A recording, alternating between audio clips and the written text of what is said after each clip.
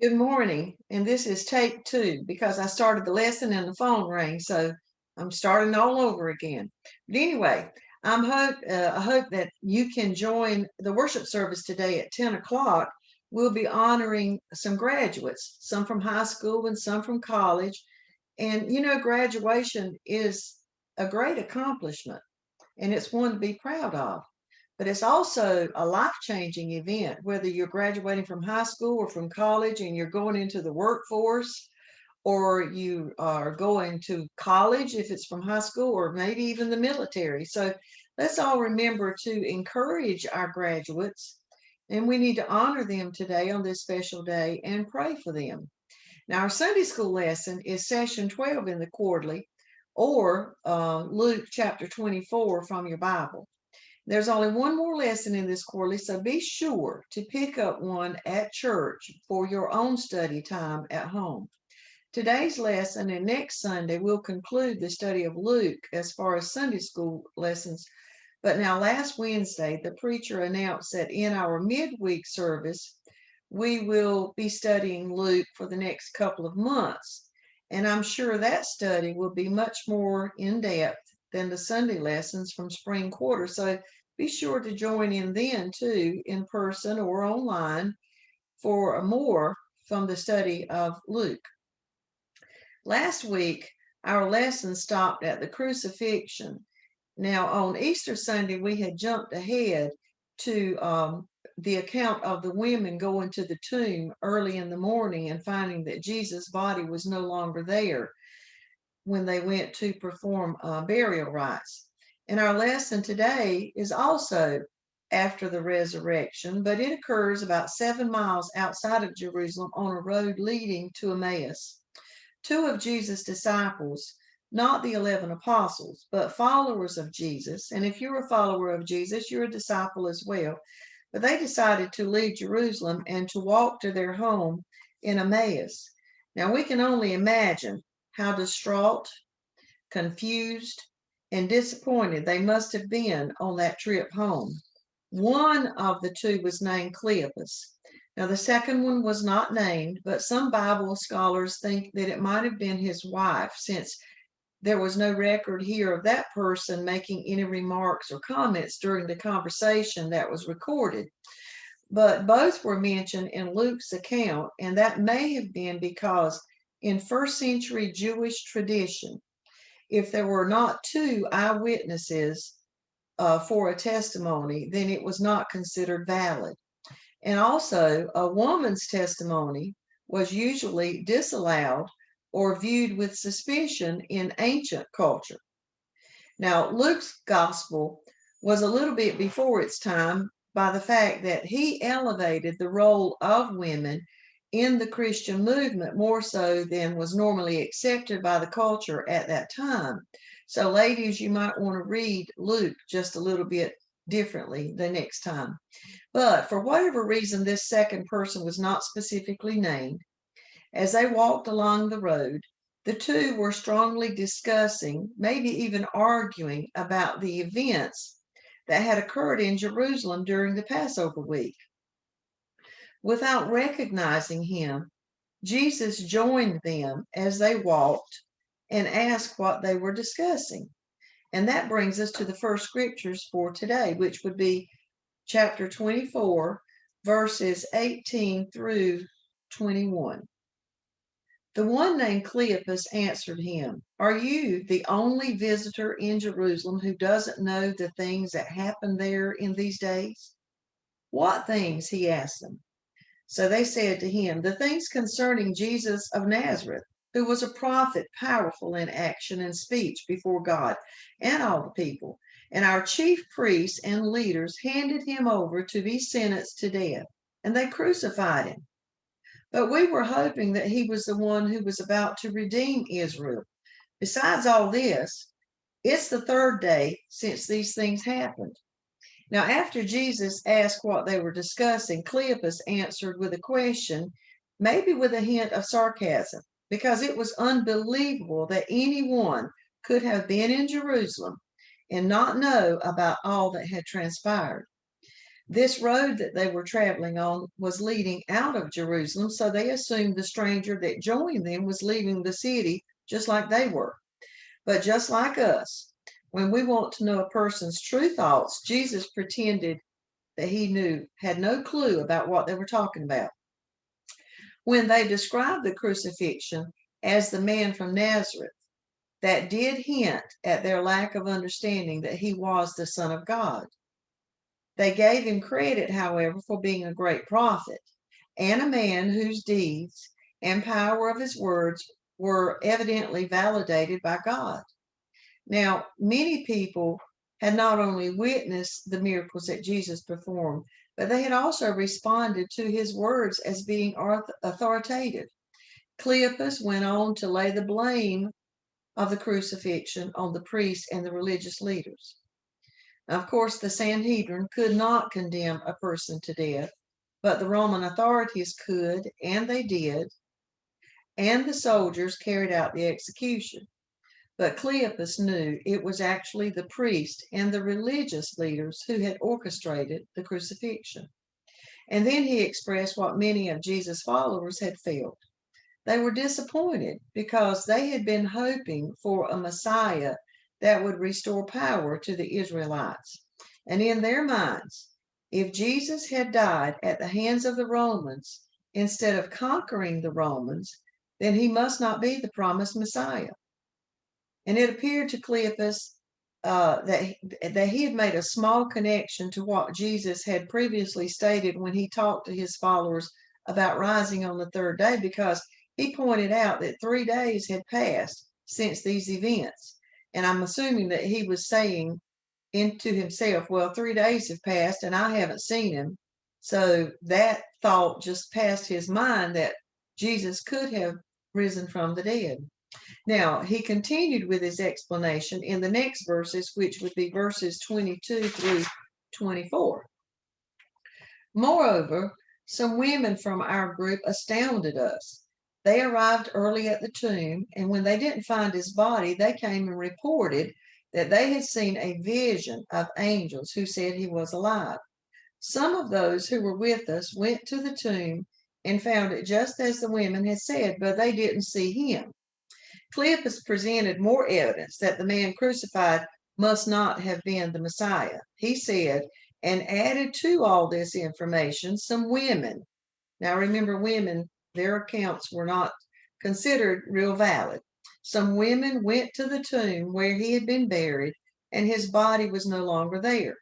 Now, Cleopas didn't say that the women saw an angel. He said they saw a vision of angels who said that the man they sought was alive.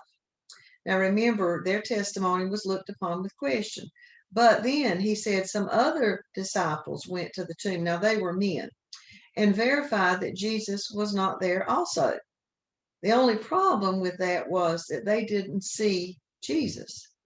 And for many, the only way to believe he was alive was to have a witness actually see the man. And we're like that sometimes. We only, the phrase seeing is believing. We have to see it in order to believe it. Well, even the apostles who saw the empty tomb did not immediately assume that Jesus had been raised from the dead.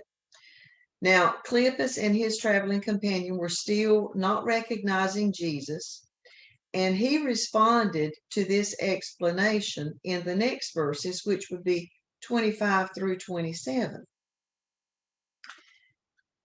He said to them, "How foolish you are, and how slow to believe all that the prophets have spoken. Wasn't it necessary for the Messiah to suffer these things and enter into his glory?" Then, beginning with Moses and all the prophets, he, meaning Jesus, interpreted for them the things concerning himself in all the scriptures. When we call somebody foolish, most of the time we mean they're being silly. But what Jesus meant was that these followers were just unable or unwilling to understand something that should have been obvious to them. They knew all the facts of the events that had taken place in Jerusalem, but they failed to connect those dots with the Old Testament prophecies.